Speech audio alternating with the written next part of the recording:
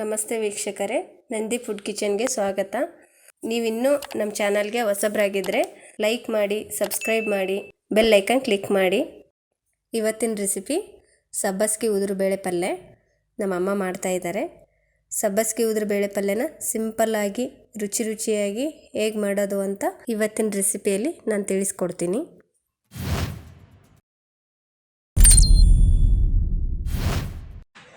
ಮೊದಲು ನಮ್ಮಮ್ಮ ಒಂದು ಸ್ವಲ್ಪ ಸಬ್ಬಸ್ಗೆ ಸೊಪ್ಪು ತೊಗೊಂಡಿದ್ದಾರೆ. ಅದನ್ನ ಕ್ಲೀನಾಗಿ ತೊಳೆದ್ಬಿಟ್ಟು ಇಟ್ಕೊಂಡಿದ್ದಾರೆ.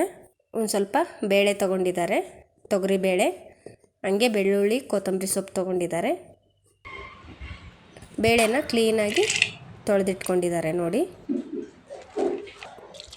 ಅದಕ್ಕೆ ಇವಾಗ ನೀರು ಹಾಕ್ಬಿಟ್ಟು ನೆನೆಯಕ್ಕೆ ಬಿಡ್ತಾರೆ. ಒಂದು 15 ನಿಮಿಷ ನೆನೆಸ್ಕೋಬೇಕು ಬೇಳೆನ. ಇವಾಗ ಒಂದು ಸೈಡು ಸಬ್ಬಸ್ಗೆ ಸೊಪ್ಪನ್ನು ಚಿಕ್ಕದಾಗಿ ಕಟ್ ಮಾಡ್ಕೊತಾ ಇದ್ದಾರೆ.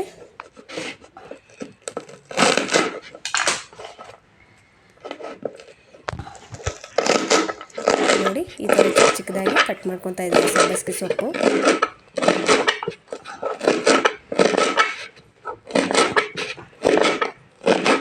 ನಮ್ಮಮ್ಮ ಉದುರುಬೇಳೆ ಪಲ್ಯಗೆ ಈ ಥರ ಸಬ್ಬಸ್ಗೆ ಸೊಪ್ಪು ಹಾಕಿ ಸೂಪರಾಗಿ ಮಾಡ್ತಾರೆ ಪಲ್ಯನ.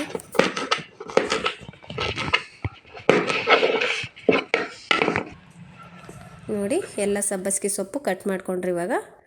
ಇವಾಗ ಕೊತ್ತಂಬರಿ ಸೊಪ್ಪು ಕಟ್ ಮಾಡ್ಕೊತಾ ಇದ್ದಾರೆ ಈಗ ಸ್ವಲ್ಪ.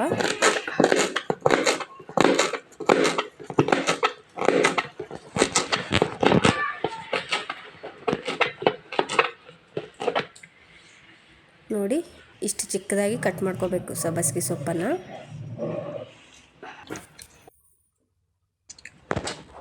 ಇವಾಗ ಚಟ್ನಿ ಮಾಡೋ ಇಂಡಿ ಕಲ್ಲಲ್ಲಿ ಒಂದು 7-8 ಮೆಣಸಿನ್ಕಾಯಿ ಹಾಕ್ಕೊಂಡಿದ್ದಾರೆ. ಹಾಗೆ ಸ್ವಲ್ಪ ಜೀರಿಗೆ ಹಾಕ್ಕೊತಾ ಇದ್ದಾರೆ.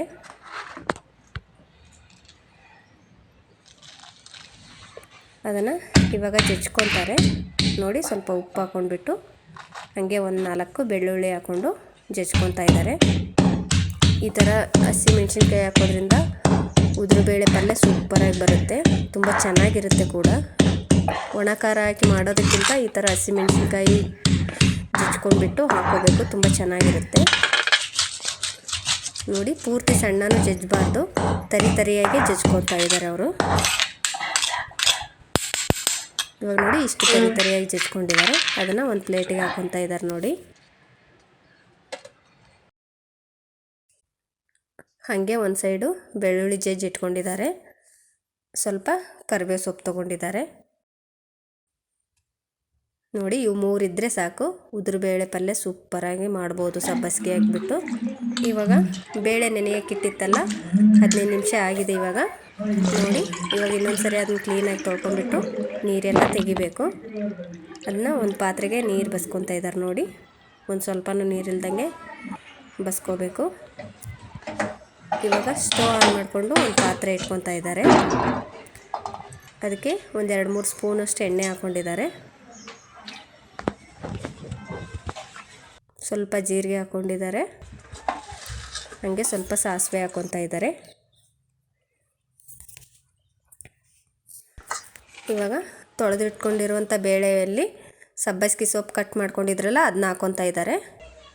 ಹಾಗೆ ಮೆಣಸಿನ್ಕಾಯಿ ಜಜ್ಕೊಂಡಿದ್ರಲ್ಲ ಅದನ್ನು ಕೂಡ ಅದರಲ್ಲೇ ಹಾಕ್ಕೊತಾ ಇದ್ದಾರೆ ನೋಡಿ.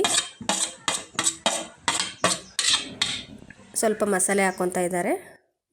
1-2 ಸ್ಪೂನಷ್ಟು ಗರಂ ಮಸಾಲೆ ಹಾಕ್ಕೊಂಡಿದ್ದಾರೆ. ಒಂದು ಅರ್ಧ ಸ್ಪೂನಷ್ಟು ಅರಿಶಿನ ಹಾಕ್ಕೊಂಡಿದ್ದಾರೆ.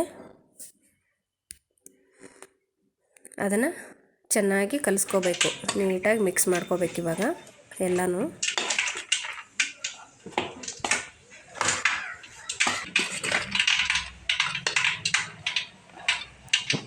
ಉದುರುಬೇಳೆ ಪಲ್ಯ ಅಂದರೆ ಈ ಥರ ನೆನೆಸಿಟ್ಟು ಮಾಡಿದರೆ ತುಂಬ ರುಚಿಯಾಗುತ್ತೆ ನೋಡಿ. ಎಣ್ಣೆ ಎಲ್ಲ ಬಿಸಿಯಾಗಿದೆ. ಇವಾಗ ಬೆಳ್ಳುಳ್ಳಿನ ಹಾಕ್ಕೊತಾ ಇದ್ದಾರೆ.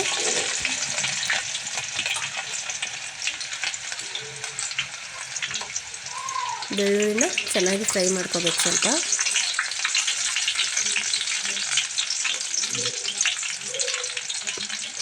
ಬೆಳ್ಳುಳ್ಳಿ ಫ್ರೈ ಆದಮೇಲೆ ಇವಾಗ ಕರಿಬೇವು ಸೊಪ್ಪು ಹಾಕ್ಕೊತಾ ಇದ್ದಾರೆ.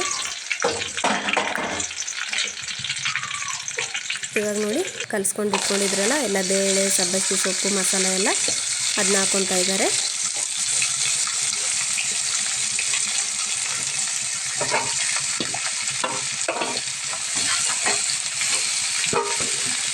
ಉದುರು ಬೇಳೆ ಪಲ್ಯ ಮಾಡೋದೇ ಆದರೆ ನೀವು ಈ ಥರ ಬೇಳೆನ ನೆನೆಸಿಟ್ಕೊಂಡು ಮಾಡಿ ತುಂಬ ಚೆನ್ನಾಗಿರುತ್ತೆ.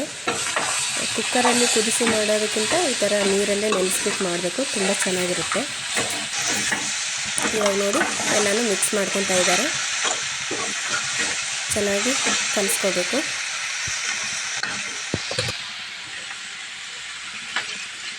ನೋಡಿ ಸ್ವಲ್ಪ ಮಸಾಲೆ ಎಲ್ಲ ಅಂಟ್ಕೊಂಡಿತ್ತಲ್ಲ, ಅದಕ್ಕೆ ಸ್ವಲ್ಪ ನೀರು ಹಾಕೊಂಡ್ಬಿಟ್ಟು ಹಾಕ್ಕೊತಾ ಇದ್ದಾರೆ.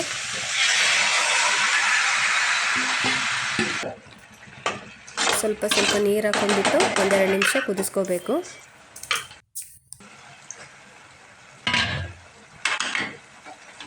ನೋಡಿ ನೀರು ಹಾಕ್ಬಿಟ್ಟು ಈ ಥರ ನೀಟಾಗಿ ಮಿಕ್ಸ್ ಮಾಡಿಕೊಂಡು ಇನ್ನೊಂದು ಸ್ವಲ್ಪ ಉಪ್ಪು ಹಾಕ್ಕೊತಾ ಇದ್ದಾರೆ. ಉಪ್ಪು ಕಡಿಮೆ ಆಗಿತ್ತು, ನೀವು ರುಚಿಗೆ ತಕ್ಕಷ್ಟು ಉಪ್ಪು ಹಾಕ್ಕೊಳ್ಳಿ.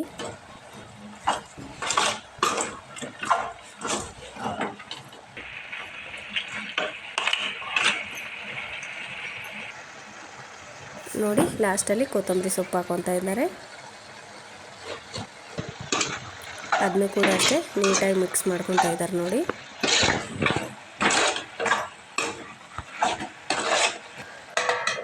ನೋಡಿ ಪ್ಲೇಟ್ ಮುಚ್ಕೊಂಡು ಒಂದೆರಡು ನಿಮಿಷ ಬೇಯಿಸ್ಕೋಬೇಕು. ನೀರಿಲ್ದಂಗೆ ಬೇಯಿಸ್ಕೋಬೇಕು. ನೀರೆಲ್ಲ ಬತ್ತೋವರೆಗೂ ಬೇಯಿಸ್ಕೋಬೇಕಾಗತ್ತೆ.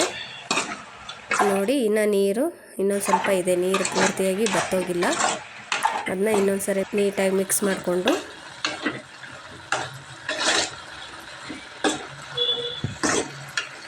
ಇನ್ನೊಂದೆರಡು ನಿಮಿಷ ಬೇಯಿಸ್ಕೊತಾರೆ. ನೀರೆಲ್ಲ ಬತ್ತೋಗೋವರೆಗೂ ಬೇಯಿಸ್ಕೋಬೇಕು.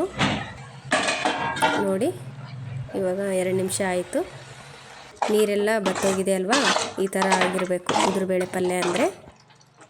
ಇವಾಗ ಸ್ಟವ್ ಆಫ್ ಮಾಡಿಕೊಂಡು ಒಂದು ಚಿಕ್ಕ ಕಪ್ಪಲ್ಲಿ ಸರ್ವ್ ಮಾಡಿ ತೋರಿಸ್ತಾ ಇದ್ದಾರೆ. ನೋಡಿ ಬಿಸಿ ಬಿಸಿ ಜೋಳದ ರೊಟ್ಟಿಗೂ ಸೂಪರಾಗಿರುತ್ತೆ. ಹಂಗೆ ಚಪಾತಿ ಕೂಡ ಸೂಪರ್ ಕಾಂಬಿನೇಷನ್ನು. ನೀವು ಕಟ್ಟಗೆ ರೊಟ್ಟಿ ಜೊತೆಗೆ ತಿಂದರೂ ಚೆನ್ನಾಗಿರುತ್ತೆ, ತುಂಬ ಚೆನ್ನಾಗಿರುತ್ತೆ ಈ ಥರ ಉದುರು ಬೇಳೆ ಪಲ್ಯ.